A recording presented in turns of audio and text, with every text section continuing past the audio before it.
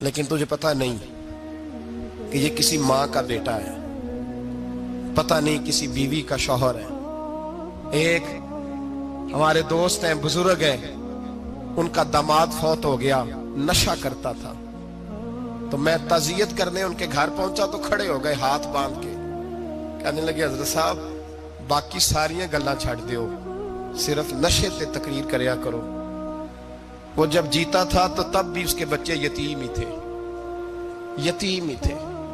मेरी बेटी जब मेरे घर आती थी और मैं अपने पोतों के उतरे कपड़े उसे पहनने को देता था तो मेरा कलेजा फटता था।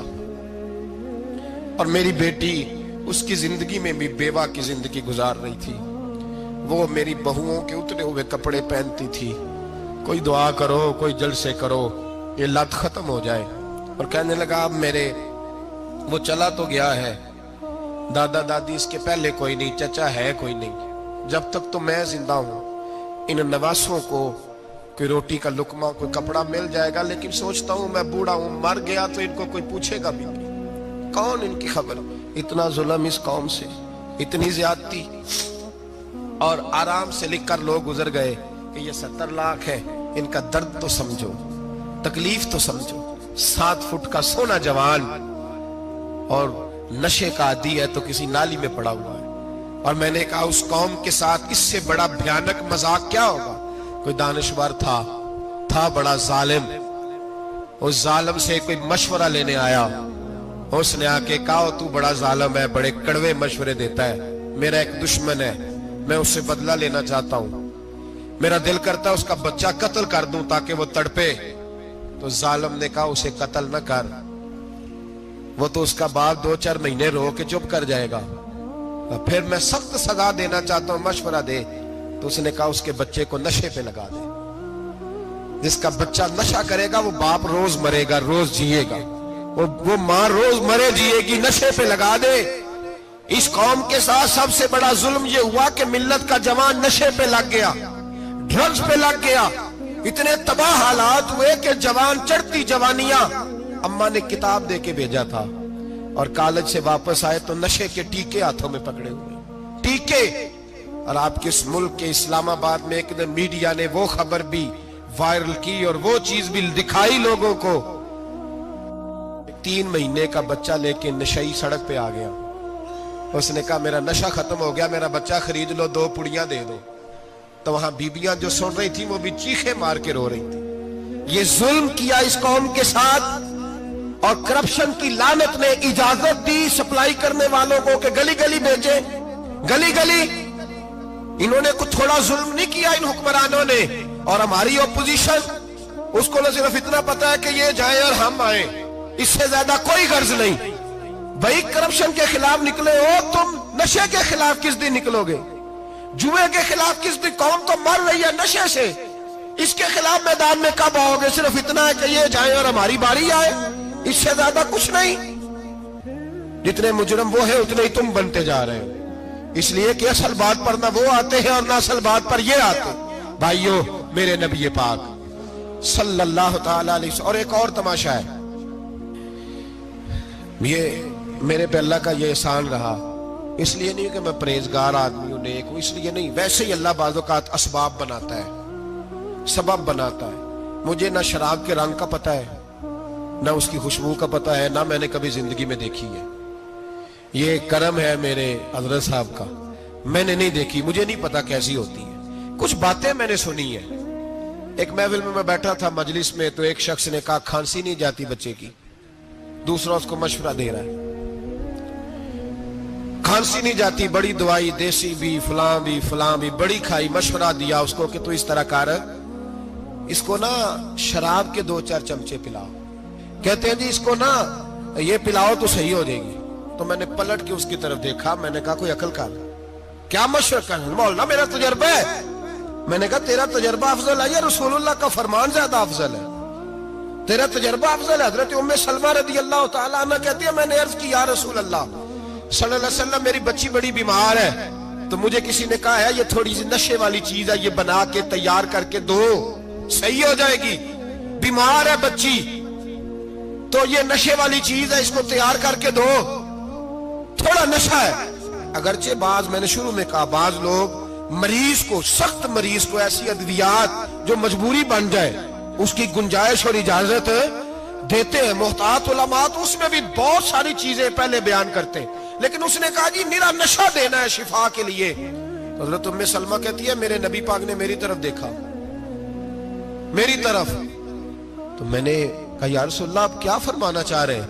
तो नबी पाक ने फरमाया उम्मे सलमा कभी नापाक चीज में भी शिफा हुई है, कभी नापाक चीज में भी, कभी शराब और खमर में भी शिफा हो सकती है।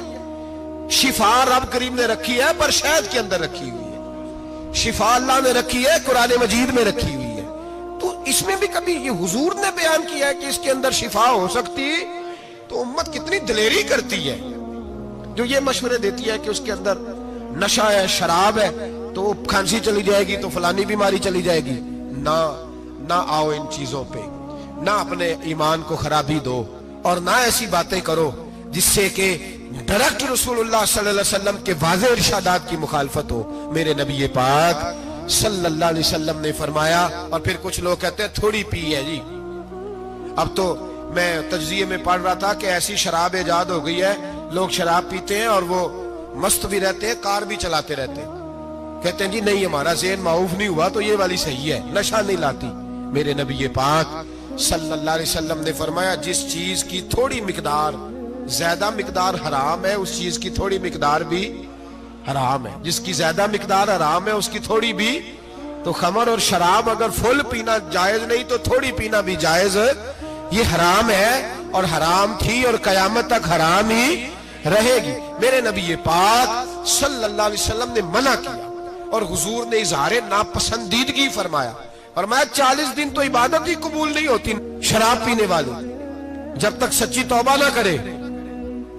एक दिन सहाबा बैठे थे सारे, हजरत अबू बकर सिद्दीक भी थे, फारूक आजम भी थे, उस्मान गनी भी थे, ढेर सारी तादाद थी सहाबा की, सारे तशरीफ फरमा थे। हजरत अब्दुल्लाह इब्ने उमर रदियल्लाहु ताला अन्हु हदीस के रावी हैं और मुस्तदरक लिल हाकिम के अंदर, इब्ने हब्बान के अंदर ये रवायत मौजूद है।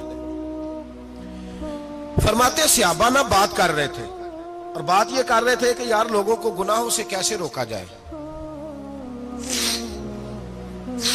लोगों को गुनाहों से गुफ्तगू से आबा ये कर रहे थे। अब्दुल्लाह इब्ने उमर कहते हैं बैठे थे और ये गुफ्तगू कर रहे थे कि गुनाहों से प्लानिंग ये होती थी, उनकी जो महफिलें होती थी ना बैठ के, वो खुशगपियां नहीं होती थी बल्कि वो तबलीग की, जद्दोजहद की, लोगों को बुराई से मना करने के लिए बैठते थे, उस पर मंसूबा बंदी करते थे, प्लान करते थे, आगे तरतीब देते थे। गुफ्तगू हो रही थी तो अब आपस में बात होने लगी कि कौन सा गुनाह ज्यादा बुरा है जिस पर सबसे पहले काम किया जाए। तो दूर एक सहाबी बैठे थे, उनका नाम था अब्दुल्लाह इब्ने अमर। एक अब्दुल्लाह बिन उमर है और एक अब्दुल्लाह इब्ने अमर है। हजरत अब्दुल्लाह इब्ने उमर दूर बैठे थे, बड़े समझदार सियाने बारीक बीन आदमी थे। तो हजरत उमर फारूक अपने बेटे से कहने लगे जा अब्दुल्लाह इब्ने अमर से पूछ के आ कि सबसे सख्त गुनाह कौन सा है। तवज्जो है मेरे भाइयों, इधर देखिएगा मेरी जानिब, पूछ के आ कि सख्त गुनाह कौन सा है। अब्दुल्लाह बिन अमर रदियल्लाहु ताला अन्हु की खिदमत में जब अब्दुल्लाह इब्ने उमर गए तो जाके कहने लगे कि सहाबा पूछते हैं कि आपने ज्यादा वक्त गुजारा है नबी रहमत सल्लल्लाहु अलैहि वसल्लम के पास, तो बतलाइए बुरा गुनाह कौन सा है, सबसे सख्त गुनाह, ताकि सबसे पहले उस पर पाबंदी लगाई जाए, उस पर मेहनत की जाए। तो हज़रत अब्दुल्लाह इब्ने अमर कहने लगे सहाबा को जाके बता दो कि सबसे बुरा गुनाह शराब पीना है, सबसे बुरा गुनाह, और ये उम्मुल खबाइस है, बुराइयों की जड़ है, गुनाहों की मां है, ये बुनियाद है, बाकी गुनाह इसी से शुरू होते हैं। कहते हैं मैंने आके बताया तो हजरत अबू बकर सिद्दीक रदियल्लाहु ताला अन्हु सैयदना फारूक आजम कहने लगे खुद जाते हैं, उनके पास खुद जाते हैं, क्योंकि हमने बात सुननी है, हम खुद जाते हैं और उनसे जाकर के सवाल करते हैं कि अगर आपको इस तफसील का पता है ना तो इसके पीछे भी कोई तफसील होगी जो मेरे नबी पाक ने बयान की होगी सल्लल्लाहु ताला अलैहि वसल्लम, उस तफसील का भी आपको पता होगा जो नबी पाक ने बयान की होगी, इस बात के पीछे जो बैकग्राउंड है, जो पस मंजर है। फरमाते हैं कि हम उठे, अब्दुल्लाह इब्ने अमर के पास गए, उनसे जाके पूछा कि जनाब आपने ये तो फरमाया है शराब उम्मुल खबाइस है, तो इसके पीछे पस मंजर क्या है। तो अब्दुल्लाह इब्ने अमर कहने लगे ये मैंने अपने पास से नहीं कहा, ये मैंने नबी पाक से सुना हुआ है हुजूर सैयद आलम सल्लल्लाहु अलैहि वसल्लम बैठे थे तो हुजूर ने फरमाया शराब ये नशा ये बुराइयों की मां है। और फिर हुजूर ने एक मिसाल बयान फरमाई। नबी रहमत अलैहिस्सलाम ने फरमाया बनी इसराइल का एक वाकया है।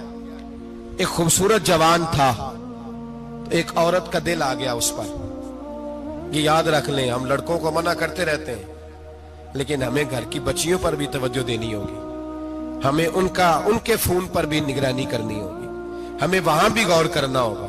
इसलिए कि अगर कोई बच्ची गुंजाइश ना दे तो मेरा ख्याल है कि लड़का जुर्रत करने की ताकत नहीं रखता, तो वहां भी उनकी अम्मा से कहे कि पाबंदी लगाए, बच्ची किसी का मोबाइल लेकर के कहीं उसको इस्तेमाल तो नहीं कर रही, इस पौधे पर भी तवज्जो दे, दरख्त बनने से पहले इसकी भी निगरानी करें, यह भी बड़ा जरूरी काम है।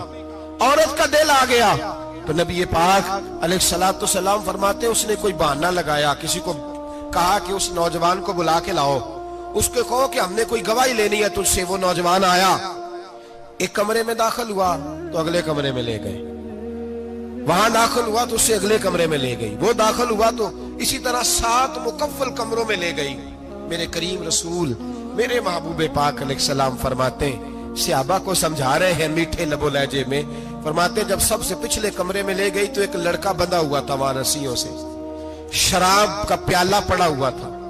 और बीबी कहने लगी कोई गवाही शवाही नहीं लेनी, तुझे इसलिए बुलाया है कि तेरे ऊपर दिल आ गया है, अब मेरे साथ मुंह काला कर।